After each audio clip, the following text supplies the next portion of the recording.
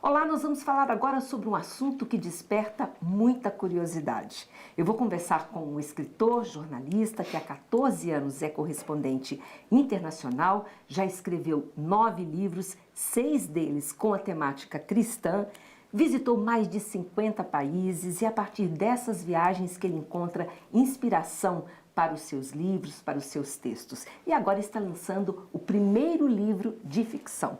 O meu entrevistado agora é Rodrigo Alvarez, que está lançando esse livro aqui, ó, já vou mostrar. O Primeiro Imortal, falando sobre a imortalidade. Conta essa história pra gente, Rodrigo.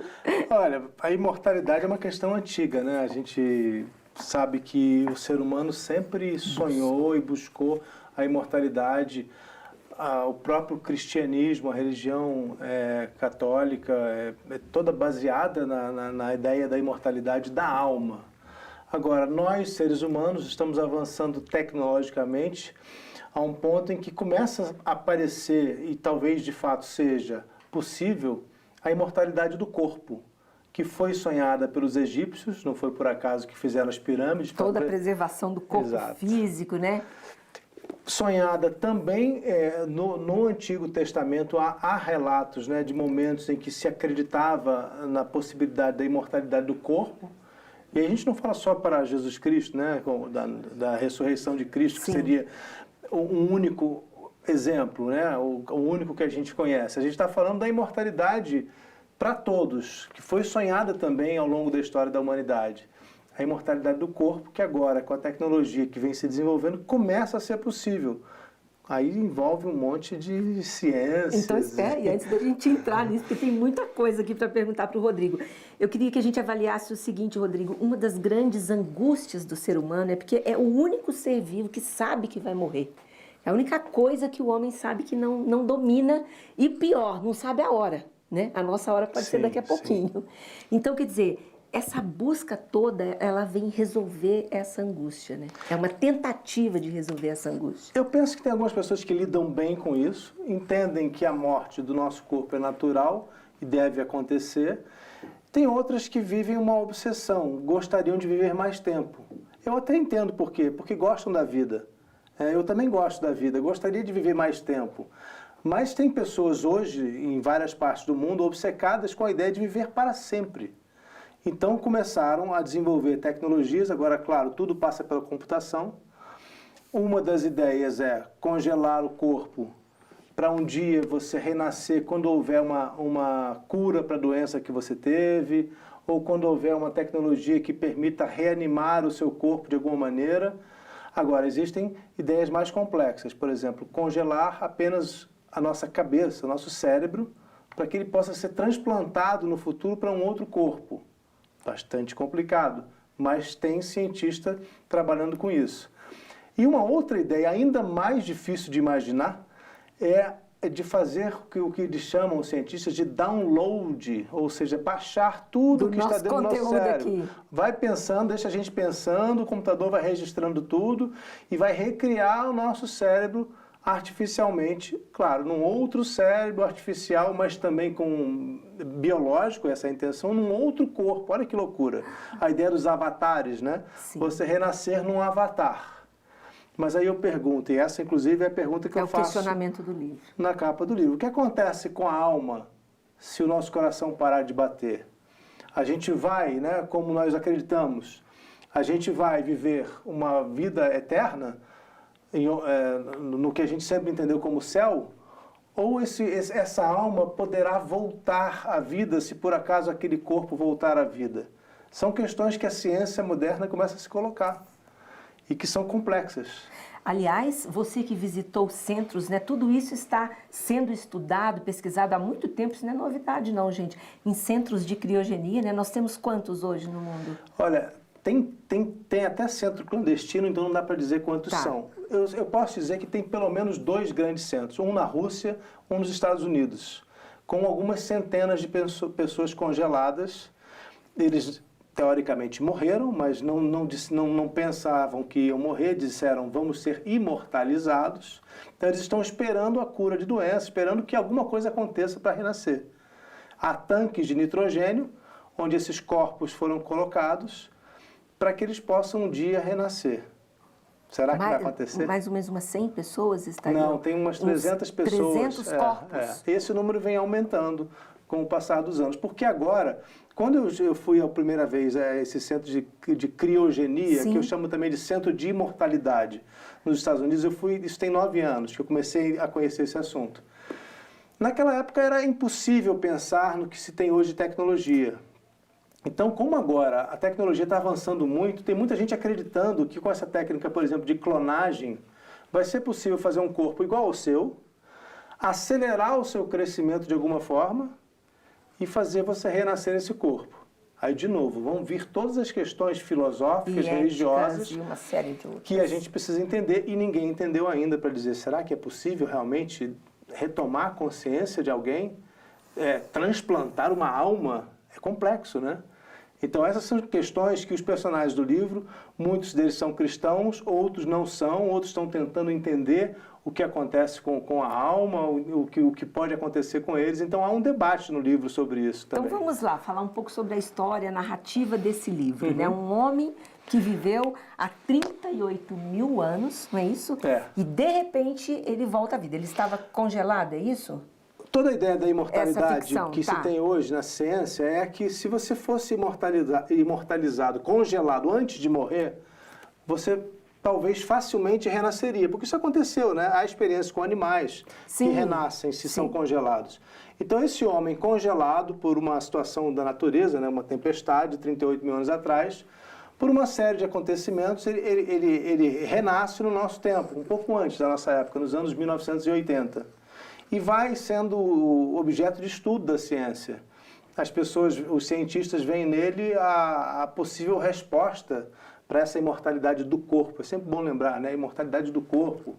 Então, começam a estudar esse homem, só que ele vai lembrando a história dele, e a história dele é um pouco a história da humanidade, porque um ser humano de 38 mil anos, no tempo em que o ser humano, nós, aqui na Terra, começamos a usar flautas, desenhar nas cavernas. Ele faz uma escultura, as esculturas. Tem uma escultura uma escultura que está muito relacionada com a história. Quando ele se aproxima dessa escultura, há um grande acontecimento na história, que eu não posso contar tudo.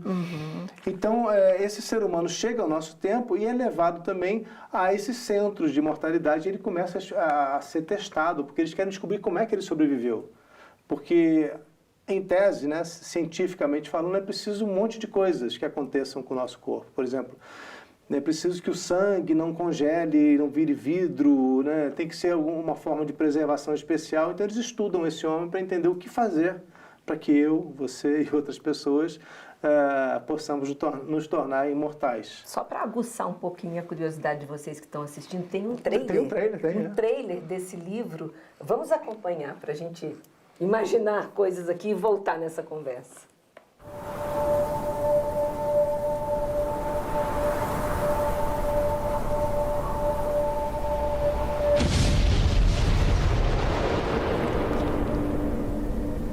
Será que é mais um mamute?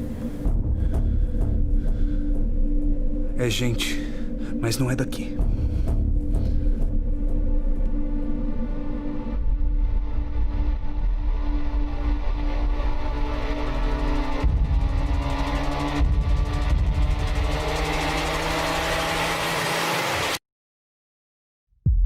Nós ressuscitamos o homem. Criamos o primeiro imortal.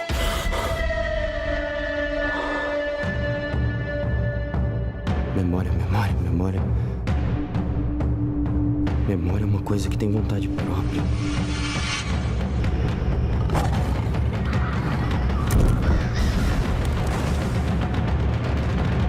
Ela? Qual o nome dela? Me ajuda, sai daqui. Você pode ir pra Amazônia. Lá você vai encontrar o que procura. Ele é propriedade do governo da França. E vocês? Também anseiam pela imortalidade? Bem-vindo ao arquipélago da imortalidade. Aqui não tem Deus. É o nosso profeta quem vai nos levar à eternidade.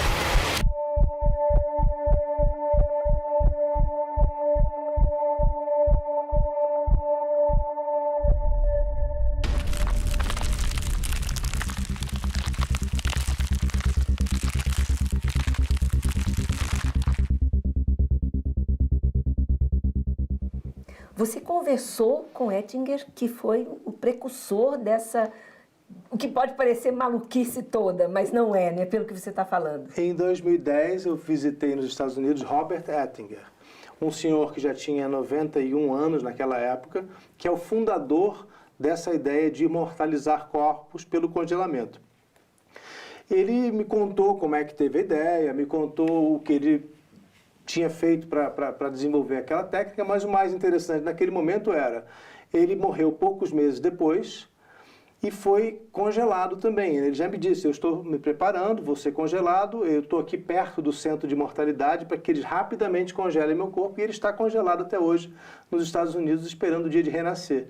No livro, os personagens fazem muita reverência a ele, porque tem nele, alguns personagens, né, o fundador dessa ideia moderna de imortalização do corpo. Tem pessoas famosas que, tipo assim, é público, pessoas famosas que teriam sido congeladas? Olha, ou que já manifestaram desejo? Walt Disney, né, o criador da Disney, ele visitou esse mesmo centro de mortalidade do Robert Ettinger. Ele tinha muito interesse, inclusive houve um mito de que ele estava congelado, mas Walt Disney não foi congelado. Agora, tem um jogador famoso de beisebol americano, um apresentador de televisão muito famoso americano, Larry King, disse que vai ser congelado, mas é secreto, porque as pessoas que são congeladas, elas não querem contar para os outros, elas querem ficar congeladas e esperar que daqui a 100 anos elas possam renascer. Então há algumas centenas de pessoas, certamente muitas são famosas, até porque é caro, é muito caro você ser congelado, né? Então, mas não dá para saber quem são. Rodrigo, você teria vontade de ser congelado? Não. Por que não? Porque eu acho que a imortalidade do corpo, imagina, eu acho muito solitária a ideia de você viver como Matusalém, mais de 900 anos, 900 e como poucos. Noé, né, mais de 600 anos. São personagens históricas, né, que estão no Antigo Testamento e que tiveram um papel importante, mas imagina o que será, né, viver 600 anos. Suponha que tudo bem, nossos parentes também vivam 600 anos, 1000 anos. Mas faz sentido, né, viver tanto tempo? Eu preferia a ideia de viver um pouquinho mais só. Em vez de... Até porque a gente não sabe o que vai acontecer com esse mundo maluco, porque está bem maluco. Mas quem sabe a gente vive mais. Vamos supor, a gente tenha 50 anos a mais de vida. Em vez de morrer com 80, 90, vamos até os 130, 140. E não aqui, vamos para Marte. Já que os problemas aqui ficaram um pouco complicados, imagino daqui a alguns anos a gente não sabe como é que vai estar, já se estuda a vida em Marte. Então, hoje também está muito associada a pesquisa de imortalidade com a conquista de outros planetas. Exato. Caminham juntas. Sim. Então, normalmente, quem está pesquisando uma coisa, pesquisa também a outra, com a ideia de ir viver eternamente ou por muitos anos em outro lugar. Você certamente fez muita pesquisa para escrever esse livro e também das vivências de anos, como eu citei, né? Você acredita que a ciência vai chegar a isso aí, Rodrigo? Eu acredito que a ciência já está muito perto de ter recursos para manter o nosso corpo vivo, ou, mais do que isso, criar novos corpos. A gente já viu a clonagem, não é novidade, né? Sim. Começou com a clonagem de animais, a questão humana é um pouco mais complexa, mas é possível, a ciência hoje pode fazer isso. Mas eu me pergunto, assim como os personagens do livro se perguntam, o que acontece com a nossa alma se a gente for transferido para um outro corpo? A ideia toda que nós temos de espírito, a nossa consciência era capaz de renascer num outro corpo? Ou de viver eternamente? É possível transferir a minha consciência toda artificialmente, né, por meio de computadores, para um outro corpo e eu renascer? Eu acho muito complexo. Mas, olha, tem muita gente que eu posso dizer que é séria, que faz isso, claro, faz disso a profissão de vida, né, faz disso a razão da vida e que leva a sério e acredita que isso vai ser possível. Espero viver para ver. Para a gente concluir, de onde vem a sua aproximação com esses temas religiosos, temas cristãos, já que dos 9 livros, né, esse é o 9º, você já escreveu 6 nessa temática, inclusive o livro Jesus, que também foi muito falado. O livro Jesus foi para mim o mais importante porque eu finalmente pude entrar a fundo nas questões que eu sempre tive, sempre quis entender melhor Jesus desde que eu era adolescente. Uma coisa é a questão toda religiosa, que eu criado numa família católica, que eu estudando em colégio católico, universidade católica, sempre entendi, compreendi muito bem. Mas eu queria conhecer também a parte histórica. Em que mundo Jesus viveu? O que era Jerusalém naquela época? Quem eram as pessoas que cercavam Jesus? Né? Por que toda aquela história aconteceu daquela forma? Então, primeiro eu fiz um livro sobre Nossa Senhora Aparecida, não é relacionado diretamente com Jesus, mas já era o começo da minha curiosidade sobre as questões da fé e da religião, também muito interesse pelos milagres, como eles acontecem, se são questões humanas, se são sobrenaturais, se são coisas de Deus. Então, escrevi um livro chamado Milagres. Fiz uma biografia de Maria, mãe de Jesus, também já começando a querer entender a história de Jesus, comecei pela mãe, como me pareceu natural. Então, sempre foram assuntos que estiveram muito dentro de mim. Eu sempre quis estar próximo, além de sempre me sentir muito bem nesses ambientes. Eu vivi em Jerusalém por 4 anos. Sim. Então, eu ia ao Santo Sepulcro de Jesus com uma frequência que a gente vai, talvez, ao centro da cidade, quem mora no outro bairro. Eu ia com muita frequência, eu ia visitar, eu ia à missa, eu ia, às vezes, só para ver as pessoas, para pesquisar. Tem pedras em Jerusalém de 2000 anos atrás, o túmulo de Maria é do lado, é muito perto dali. Então a história está viva em Jerusalém, na Terra Santa toda, e eu vivi lá. Inclusive encontrei com o padre Reginaldo Manzotti lá algumas vezes, tivemos bons momentos lá. E a vivência em Jerusalém me fez ainda mais, né, me trouxe aguçou com mais força essa vontade de escrever, porque caminhar pelos mesmos lugares onde Jesus caminhou e realmente ter certeza, não é dúvida, que ele caminhou por aquelas pedras porque só podia ser por ali, por exemplo, nos últimos momentos da vida de Jesus, é muito forte. E isso me inspirou muito, me deu muita curiosidade. E acabou que o livro nasceu em Jerusalém, os livros nasceram em Jerusalém. E isso aumentou sua fé? A questão histórica eu sempre gosto de separar. Eu gosto de separar. Por quê? Porque eu, quando escrevo um livro, eu não tenho a capacidade de um padre, de um religioso, para falar da fé. Então eu falo da religião pelo lado da história, que é aquele que eu posso pesquisar melhor, que eu tive a oportunidade de conhecer melhor e falar com muita propriedade. Mas é claro, você estando em Jerusalém, vivendo isso todo dia, é muito forte. Então eu sempre senti isso com muita força dentro de mim. Rodrigo, foi um prazer falar com você e até uma próxima oportunidade, porque por essa empolgação toda eu posso dizer com certeza que virão outros e outros livros. Você não tem a dúvida. Já deve até ter coisas aí na cabeça, já deve até estar preparando, eu até né? conto para você. Porque o livro de Jesus, ele termina, eu já sabia disso quando escrevi, né? A história é muito grande, não cabe num só livro. Então ele termina com a crucificação de Jesus. O próximo livro que já estou escrevendo chama-se Cristo, que é a continuação da ressurreição de Jesus até o momento que os apóstolos começam a ir pelo mundo espalhando a religião cristã.